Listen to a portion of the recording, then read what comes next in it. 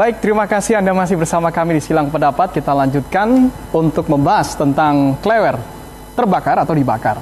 Dan kami juga mengundang Anda untuk interaktif. Silahkan 02718575555. Saya kembali ke Kompol Guntur Saputro. Ya, tadi sudah ada penjelasan dari Pak Indro ya.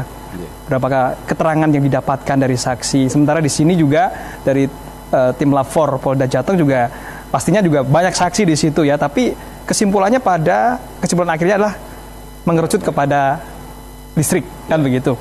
Kalau dari keterangan Pak Indro tadi kan bisa saja berkembang, tidak hanya bahwa penyebabnya adalah listrik begitu. Nah ini mungkin bisa dijelaskan, apakah ada kesaksian berbeda begitu atau bagaimana ini? Baik, sebelumnya boleh kita terima telepon dulu. Ada yang bergabung. Halo, selamat malam. Malam. Ya, selamat malam. Saya Ari Baron. Silakan Pak Ari. Pertama, kapasitas dari narasumber yang satu dari siapa sih Pak? Siapa? Dari Dewan Syariah Kota Surakarta. Dari?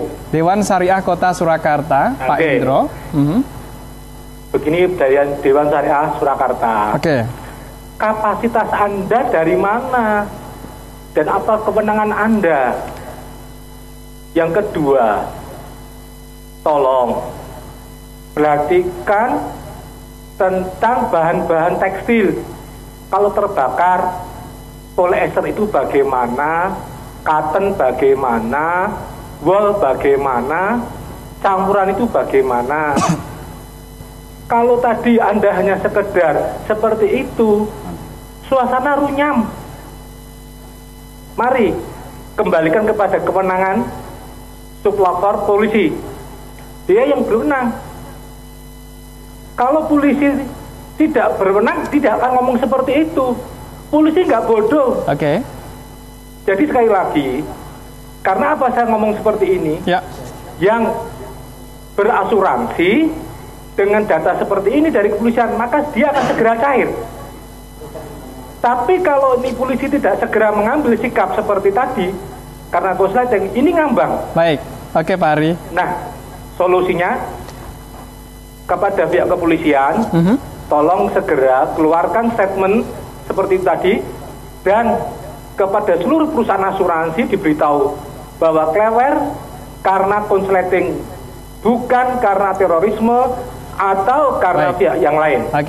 Demi kepastian hukum dan kenyamanan berinvestasi. Baik Pak Ari. Terima kasih. Terima kasih Pak Ari. Yang pertama ke Pak Indro, yang kedua nanti ke Kompol Guntur Saputro. Pak Indro terlebih dahulu untuk menanggapi kapasitas Pak Indro.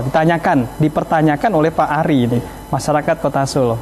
Jadi kami selaku warga masyarakat di Surakarta punya hak sekaligus kewajiban tanggung jawab terhadap keadaan yang menyangkut tentang hajat hidup orang banyak. Korban 10 triliun dengan kios 1532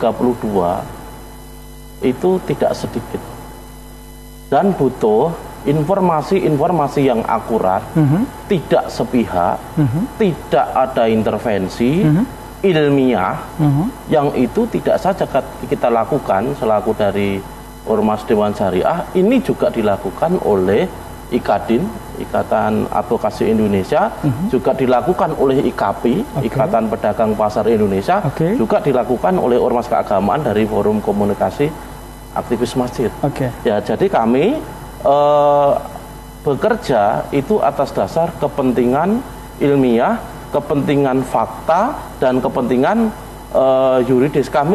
Temuan kami itu dalam rangka menyampaikan fakta-fakta sesungguhnya. Ya, ini nanti biar menjadi satu pembanding di kepolisian. Karena dari yang lain ada 3 setidaknya, 4 dengan kami itu kesimpulannya hampir sama, yaitu bukan konsleting. Ya, karena gegabah dalam bahasanya IKAPI kalau itu disimpulkan konsleting. Termasuk dari HPPK itu mengatakan tidak masuk akal. Nah, ini kewenangan atau kompetensi kami dari masyarakat selalu ikut berpartisipasi, berkontribusi bagaimana baiknya Kota Solo. Baik. Dan ini bukan yang pertama. Nah, begitu. Oke, baik. Ke Kompol Guntur, silakan. Terima kasih. Menanggapi yang disampaikan oleh Pak Indro dari Dewan Syariah, bahwa sesuai yang diharapkan oleh masyarakat, khususnya masyarakat Solo, karena beliau mungkin sebagai bentuk tanggung jawab moral terkait dengan kepentingan masyarakat Surakarta, khususnya mungkin para pedagang pasar Klewer yang menjadi korban kebakaran. Kami dari pihak kepolisian tentunya akan mengakomodir dan menjawab apa yang menjadi harapan dari masyarakat agar penyelidikan ataupun penanganan kasus ini transparan, ilmiah, dan bisa dipertanggungjawabkan dan tidak ada intervensi. Kami laksanakan kegiatan ini objektif, transparan, dan tidak ada intervensi dari pihak manapun. Kami jelaskan bahwa dalam penanganan ini kita sudah melakukan pemeriksaan terkait dengan saksi, ada kurang lebih 26 orang saksi, itu dari pedagang pasar Klewer, kemudian satpam pasar Klewer, kemudian security masjid yang saat itu ikut membantu, dan juga dari HPPK. Apa yang menjadi keluhan, apa yang menjadi penyampaian dari masyarakat tentang potensi-potensi penyebab kebakaran itu sudah kita klarifikasi, dan keterangan dari mereka sampai sekarang belum ada yang menyatakan ataupun menyampaikan.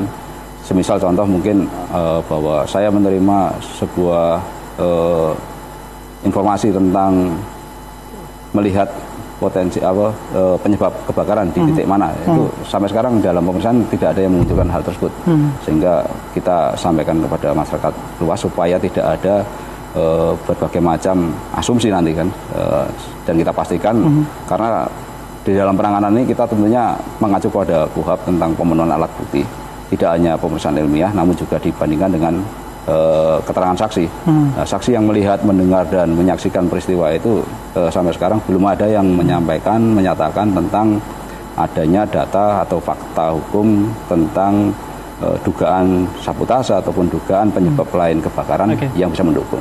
Oke, baik.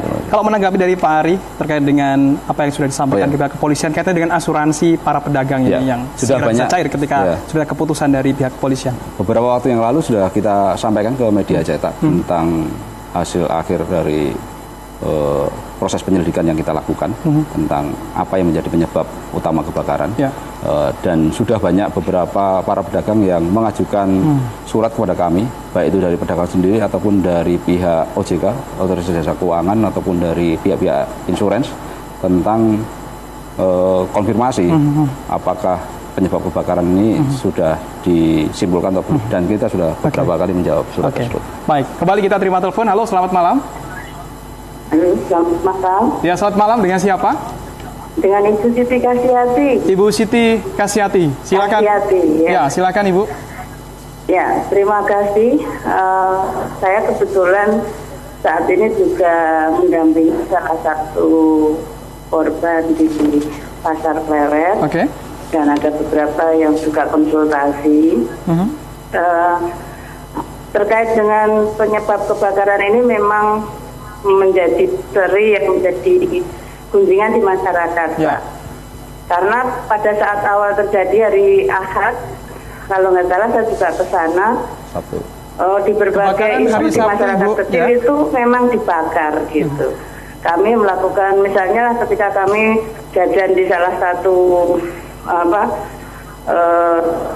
minuman, jajan kecil itu, wah ini karena itu sebelumnya itu sudah ada kebakaran itu, kemudian ini terus stigma dibakar kan gitu.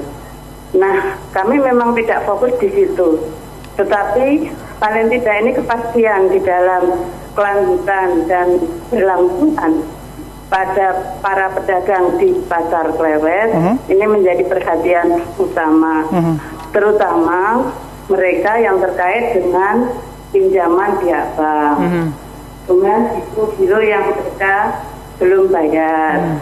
Nah, ini kan juga menjadi perhatian khusus yang harus diperhatikan oleh pemerintah daerah. Karena penyebab ini akan sangat mempengaruhi bagaimana prosedur yang harus dilakukan dengan pihak ketiga.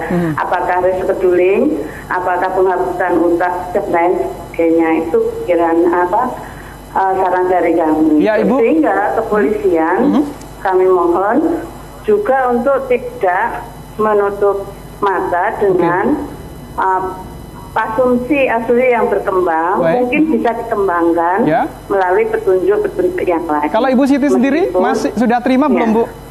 Sudah terima keputusan atau Ibu juga masih bertanya-tanya tentang kebakaran saya terjadi? Masih bertanya Okay. Kebetulan saya dari Lembaga Bantuan Hukum Pimpinan Wilayah Aisyah Jawa Tengah. Okay. Yang ini juga mendengarkan berbagai aspirasi dari beberapa kawan yang mengalami kebakaran. Baik. Gitu. Terima kasih. Terima kasih Ibu Siti yang juga pedagang ya di Pasar Klewer, juga masih bertanya-tanya ya. Meskipun sudah ada kesimpulan akhir dari pihak kepolisian begitu, tapi masih bertanya-tanya dengan apa yang masih dibicarakan oleh masyarakat di sini, kemungkinan lain seperti itu. Tanggapannya silakan ini, Kompol Guntur. Mungkin di dalam forum ini sekaligus sebagai untuk forum klarifikasi dan konfirmasi terkait dengan beberapa pendapat atau asumsi yang berkembang di masyarakat supaya tidak banyak pertanyaan atau tidak banyak prediksi dan asumsi, karena kami selaku penegak hukum yang sudah melakukan kegiatan proses penyelidikan sesuai dengan fakta yang sudah kita dapatkan dan hasil akhir dari ahli yang melakukan uji laboratorium terkait dengan penyebab kebakaran dan sudah disimpulkan tentang penyebab sendiri adalah hubungan arus pendek atau short circuit. Itu dikaji dari beberapa barang bukti yang sudah diambil saat dilakukan olah TKP. Sehingga supaya potensi-potensi ataupun perkembangan di luar tentang asumsi penyebab kebakaran bisa kita minimalisir. Namun apabila ada informasi lain, kami berharap supaya hal tersebut tentunya bisa didukung dengan fakta-fakta yang bisa dipertanggungjawabkan dan bisa diinformasikan kepada kita. Seandainya memang ada hal khusus yang perlu kita lakukan penelusuran lebih lanjut ataupun penyelidikan lebih lanjut, mungkin kami akan coba gelarkan dan bisa sebagai bahan penyelidikan. Baik, Pak Endro, selain DSKS tadi Anda ceritakan juga ada elemen lain juga yang istilahnya mencoba untuk mengadvokasi dari peristiwa kebakaran ini. Nah, itu semua sependapat juga dengan Pak Endro tentang pendapat kebakaran ini. Menguatkan tentang dari HPPK, IKADIN termasuk IKAPI dan FKA. Ada berapa banyak itu? Jadi ada berapa elemen? 4 dengan kami. Kompol Guntur, kira-kira dengan adanya apa yang sudah disampaikan, mungkin tidak hanya DSKS, mungkin juga elemen atau unsur lainnya juga. Apa nanti kemungkinan juga akan ada semacam penyelidikan lebih lanjut, mungkin dibahas di segmen berikutnya ya. Dan Mitra Tia TV, kami akan segera kembali silang pendapat tentang Klewer terbakar atau dibakar. Segera kembali.